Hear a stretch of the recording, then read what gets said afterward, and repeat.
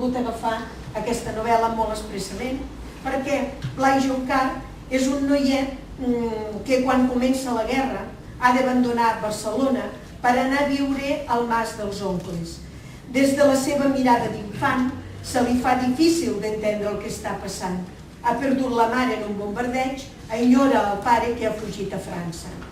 La novel·la, doncs, és un retrat de les 1001 situacions personals que va comportar aquest conflicte bèl·lic i com abans ha esmentat el Josep Vallverdú, ell coneix i ell va viure. Amb paraules de l'Andreu Sotorra, diu: la novel·la és un testimoni anònim d'un temps i d'un país que cada vegada més ha fet seva aquesta necessitat i aquest deure de no oblidar per no perdre la memòria. Per tant, és un llibre que ens recorda aquest període històric en boca d'aquest noiet. Llavors el Joan ens llegirà el fragment que hem escollit. Gràcies, Joan.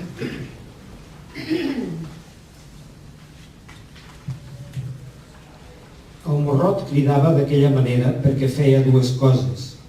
Mirava d'avisar en Genaro del perill de la bomba i volia fer fora el soldat atacant.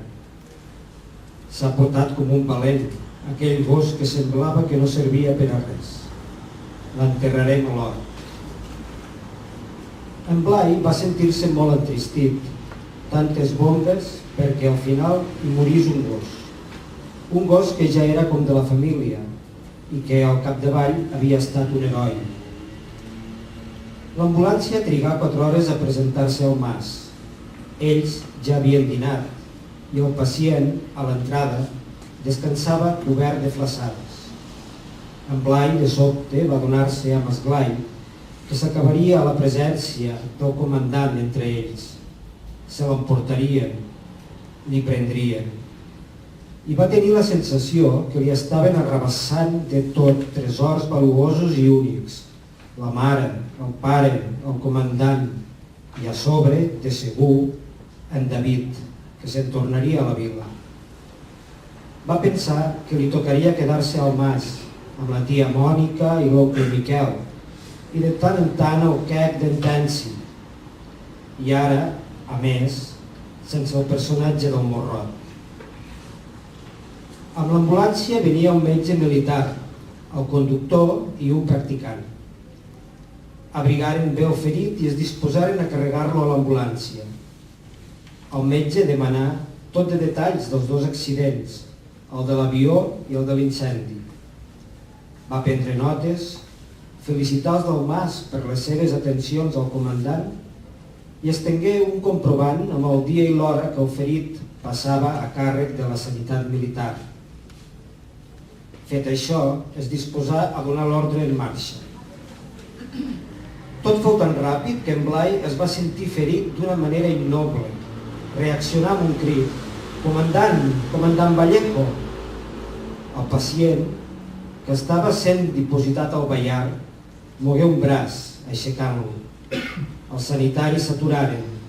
Mig cos del pilot encara era fora del vehicle. «Genaro, comandant!» suplicava en Blai. «Blai, em curaré», respongué Genaro. «Comandant, som amics, no?» Ara en Blai plorava i els sanitaris impedien que abracés aquell ferit. El metge, que tenia pressa, estrenyé la mà dels adults i va prometre'ls que tindrien notícies del comandant. De moment no sabia a quin hospital el durien. «Hem de partir», anuncià. «No podem perdre temps. La possible gangrena, saben?» En Blai havia corregut mas endins i ara en sortia amb un paper a la mà, avançant en cursa cap al vehicle. Els sanitaris estaven a punt de tancar les portes, però ell, d'un bot, saltà fins al ferit i li posà a sobre el pit el full amb els dibuixos dels avions. El comandant Vallejo feia un gest d'acceptació amb el cap mentre sostenia el paper davant dels ulls.